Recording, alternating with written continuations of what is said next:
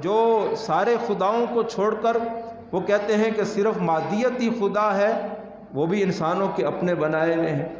لہذا اللہ تعالیٰ اپنے نبی کے ذریعے سے ایک دین بھیجتے ہیں، ایک ہدایت بھیجتے ہیں، ایک راستہ بھیجتے ہیں۔ انا ہدیناہ السبیل، وہ اس راستے کو سبیل کہتے ہیں، وہ سیدھا راستہ ہے۔ اہدنا الصراط المستقیم، وہ آ کر نبی انسانوں کو اس راستے کے اوپر ڈالتے ہیں کہ دنیا کے اندر تم اپنی اس فطرت کے راستے کو پہچانو، اس روشنی کے راستے کو پہچانو اور اپنے خالق کے راستے کو پہچانو۔ اور وہ اس کے لیے نمونہ کیا ہے؟ وہ نبی اور رسول، وہ خود ان کی ذات ایک نمونہ ہوتی۔ قرآن نے کہا کہ ہم نے نبی علیہ الصلاۃ والسلام کو جو ہے ایک بہترین نمونہ بنا کر بھیجا ہے۔